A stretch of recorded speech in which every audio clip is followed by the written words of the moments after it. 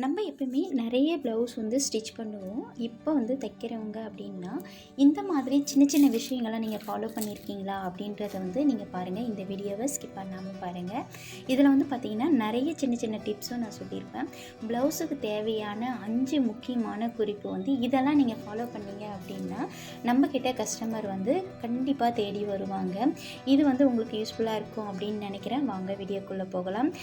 முக்கியமான 5 குறிப்பு அப்படின்னு பார்த்தீங்கன்னா, ப்ளவுஸில் நம்மளுக்கு எப்பயுமே வந்து பார்த்திங்கன்னா, நல்லா தைச்சா கூட ஒரு சில விஷயங்களை நம்ம வந்து தப்பு பண்ணுவோம். எந்த மாதிரி விஷயங்கள் அப்படின்னு பார்த்திங்கன்னா, ஃப்ரண்ட்டில் ஹூக்கு ஒரு ப்ளவுஸ் எடுத்தனா ஃபஸ்ட்டு வந்து அவங்க வந்து நோட் பண்ணுறது, ஒரு ப்ளவுஸ் ஒருத்தவங்க வந்து போட்டு பார்க்குறாங்க அப்படின்னா, அவங்க வந்து ஃபஸ்ட்டு வந்து போட்டு செக் பண்ணுறது என்னென்னு பார்த்தீங்கன்னா, ஃப்ரண்ட் பார்ட்டு நம்மளுக்கு வந்து கரெக்டாக இருக்கா, ஃப்ரண்ட்டு நெக்கு கரெக்டாக இருக்கா, கப் ஷேப் கரெக்டாக இருக்கா, இல்லை நம்ம போட்டுக்கிறது டைட்டாக இருக்கா, லூஸாக இருக்கா அப்படின்னு சொல்லிட்டு ஃபஸ்ட்டு ஃப்ரண்ட் சைடு தான் வந்து செக் பண்ணுவாங்க.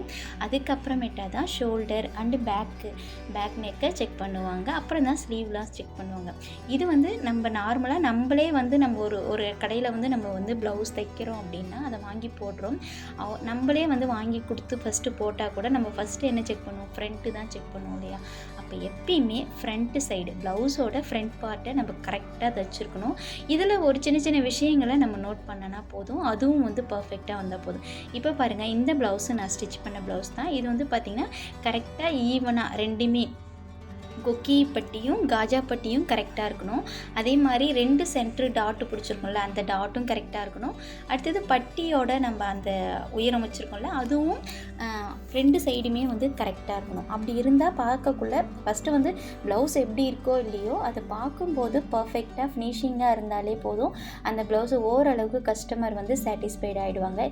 இந்த விஷயத்தை ஃப்ரண்ட் பார்ட்டில் நீங்கள் செக் பண்ணுங்கள். அதாவது வந்து ஃபஸ்ட்டு வந்து பாடியோட அந்த பட்டி பீஸ் இருக்கு இல்லையா, அந்த அளவும் அதே மாதிரி ஹூக்கு பட்டி அது வந்து அப் அண்ட் டவுன் இல்லாமல் இருக்கணும். டாட் பிடிச்சிருக்கோம் இல்லையா, அந்த டாட்டு கரெக்டாக நேராக இருக்கிற மாதிரி பாருங்கள். இது வந்து பார்த்திங்கன்னா ரொம்ப ரொம்ப வந்து முக்கியமான ப்ளவுஸ் தைக்கும்போது, இது நார்மல் ப்ளவுஸாக இருந்தாலும் சரி, லைனிங் ப்ளவுஸாக இருந்தாலும் சரி, எதுக்காக இருந்தாலும் இந்த விஷயத்தை நம்ம வந்து ஃபாலோ பண்ணியே ஆகணும். ஸோ ஃபஸ்ட்டு விஷயம் முடிஞ்சிடுச்சு. 2வது நம்ம நெக் பார்ட்டு போவோம். என்ன தான் நம்ம லைனிங்கை வச்சு திருப்பி தைச்சாலும், மேலே லேஸ் வச்சாலும் நிறைய பேருக்கு வந்து ஷோல்டர் வந்து ஃபால் ஆகிறதுக்கு நிறைய வாய்ப்புகள் இருக்குது. ஸோ ஷோல்டர் ஃபால் ஆகாமல் இருக்கணும் அப்படின்னாலும், ஃபினிஷிங் கரெக்டாக இருக்கணும் அப்படின்னாலும், நீங்கள் ஷோல்டர் நெக் பீஸ்க்கு வந்து கிராஸ் பீஸ் வச்சுட்டு நீங்கள் தைச்சி திருப்புங்க.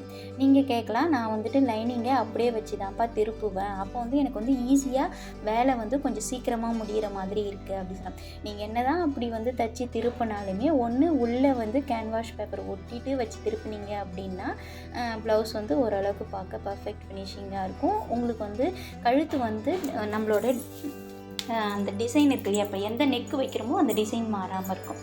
அடுத்தது வந்து பார்த்திங்கன்னா, ப்ளவுஸில் அந்த நெக்கு வந்து ஷோல்டர் வந்து கரெக்டாக க்ரீப்பாக பிடிக்கிற மாதிரி இருக்கும். அப்போ நம்ம என்ன பண்ணலாம் அப்படின்னு பார்த்தீங்கன்னா, நீங்கள் கண்டிப்பாக கிராஸ் பீஸ் வச்சுட்டு நீங்கள் வந்து தைங்க.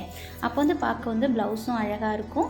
நீங்கள் தைச்ச உடனே பார்க்கும்போதும் ஃபினிஷிங்கும் கரெக்டாக இருக்கும். ஸோ அது மட்டும் இல்லாமல் அடுத்தது என்ன பண்ணலாம் அப்படின்னு பார்த்தீங்கன்னா, நீங்கள் அந்த லேஸ் வைக்கிறீங்க அப்படின்னா, அதாவது வந்து நிறைய பேர் இப்போ வந்து லேஸ் வச்சு ப்ளவுஸில் வந்து டிசைனாக அந்த சாரீக்கு கலராக இப்போ வந்து வச்சு கேட்பாங்க. அப்படி கேட்கும்போது நீங்கள் கொஞ்சமாக கேப்பு விட்டுட்டு வச்சிங்கன்னா பைப்பிங் வச்ச மாதிரியாகவும் இருக்கும். இது வந்து நீங்கள் கிராஸ் பீஸ் வச்சு தைச்சிங்கன்னா மட்டும்தான் ப்ளவுஸில் வந்து இந்த மாதிரி நம்ம லுக்கை கொடுக்க முடியும். நான் அப்படி தான் தைச்சிருக்கேன். நீங்கள் தைக்கும்போதே வீடியோவில் பார்த்துருப்பீங்க. உங்களுக்கு வந்து அது மாதிரி கரெக்டாக அந்த ஃபினிஷிங் வந்திருக்கும். அடுத்தது 3வது விஷயம் அப்படின்னு பார்த்தீங்கன்னா, இந்த 2 ஃபஸ்ட்டு வந்துட்டு நம்ம வந்து ஃப்ரண்ட் பார்ட்டு, அடுத்தது வந்து ஷோல்டரில் கிராஸ் பீஸ் வைக்கிறது எதனால் அப்படின்றது உங்ககிட்ட சொல்லிட்டேன்.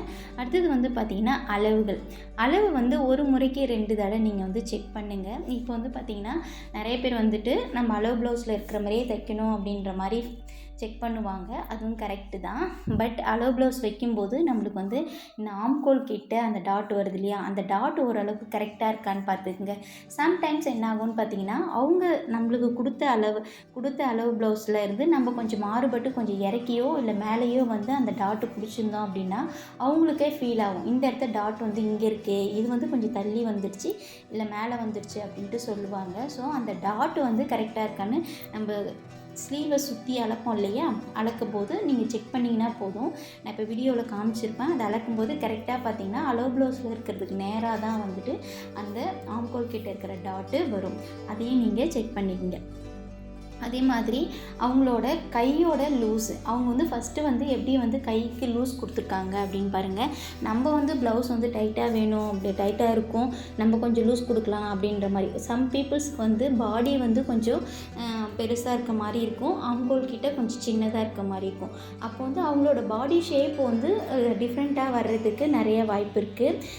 இந்த பாடி ஷேப் வந்து அவங்களுக்கு வந்து நம்ம இந்த மாதிரி ஷேப் கொடுத்தா தான் ப்ளவுஸ் அழகாக இருக்கும்னு சொல்லிட்டு நம்ம அந்த அவங்களோட அளவை மீறி நம்ம வந்து அந்த மாதிரி ஷேப் கொடுக்காதீங்க. இதுவும் நீங்கள் பாயிண்ட்டு நோட் பண்ண வேண்டிய விஷயம். அலோ ப்ளவுஸில் கொடுக்குறாங்க அப்படின்னா சம் பீப்புள்ஸ் மட்டும்தான், எல்லாருக்குமே அது வரவே வராது. அப்படிப்பட்டவங்களுக்கு ஸ்லீவ் தனியாக, பாடி பீஸ் தனியாக தைச்சிட்டு அப்புறமேட்டா ஸ்லீவை நீங்கள் அட்டாச் பண்ணிங்க அப்படின்னா அவங்களுக்கு போடுற மாதிரி அளவு ப்ளவுஸ் வந்து இருக்கும். இதையும் நீங்கள் நோட் பண்ணிக்கிங்க. அடுத்தது இந்த ஆம்கோல் கிட்ட அப் அண்ட் டவுன் வரவே கூடாது. எப்பயுமே பார்த்திங்கன்னா ப்ளஸ் மாதிரி ஒரு குறி வரும் இல்லையா, கை, அதாவது வந்து கையும் உடம்பும் ஜாயின் பண்ணோம், அதுக்கப்புறமா சைடு தைச்சதுக்கப்புறமா அந்த இடத்த பார்த்திங்கன்னா ப்ளஸ் மாதிரி வரும். இது வந்தால் மட்டும்தான் நம்மளுக்கு வந்து கரெக்டாக இருக்கும் ஆம்கோல்.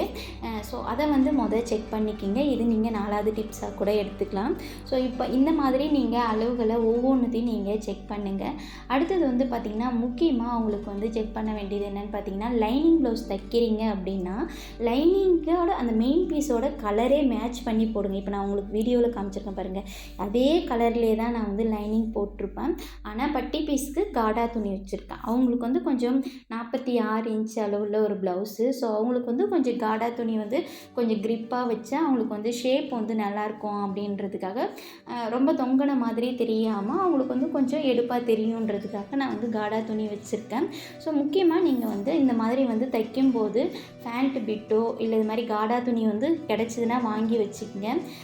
இல்லைனா வந்து லைனிங்கில் ஒரு 2-3 ஸ்டெப் போட்டு அதுக்கப்புறமேட்டா நீங்கள் வந்து பட்டி பீஸ்க்கு வந்து அட்டாச் பண்ணுங்கள். பார்க்க ரொம்ப அழகாக இருக்கும். ஸோ அதேமாதிரி லைனிங்க்கு கலருக்கு அதே கலரில் வந்து செக் பண்ணி போடுங்க.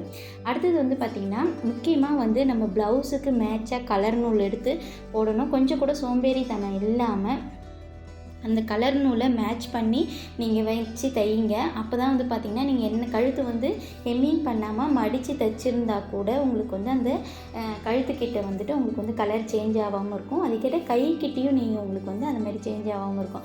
இன்னொரு முக்கியமான விஷயம், நீங்கள் இடுப்பு தையல் போடுறீங்க அப்படின்னா ஒரு தையலை பிரிச்சுட்டு போடுறாங்க அப்படின்னா கொஞ்சம் உங்களுக்கு வந்து அந்த கலர் வேரியேஷன் தெரிஞ்சதுன்னா கண்டிப்பாக அந்த சைடில் வந்து அந்த கலர் வந்து தெரியும், வேறு கலர் நூல் போட்டிருந்தா. ஸோ அதனால் நான் வந்து கலரை வந்து மேட்ச் பண்ணி தான் நான் வந்து ஸ்டிச் பண்ணுவேன். இதை சேமாக நீங்களும் அதேமாதிரி கலரை மேட்ச் பண்ணி ஸ்டிச் பண்ண ஆரம்பிங்க. அடுத்தது வந்து பார்த்திங்கன்னா ப்ளவுஸ் தைச்ச உடனே நீங்கள் முடிஞ்ச வரைக்கும் ஓவர்லாக் போட்டுட்டு கொடுங்க. அப்படி ஓவர்லாக் போட்டு கொடுத்தா தான் ப்ளவுஸ் வந்து கரெக்டாக ஃபினிஷிங்காக இருக்கும். இதில் முக்கியமான இன்னொரு விஷயம் என்னென்னு பார்த்திங்கன்னா, நான் ப்ளவுஸ் தைச்சிட்டோம் அப்படின்றது அதை அப்படியே விட்டுடக்கூடாது.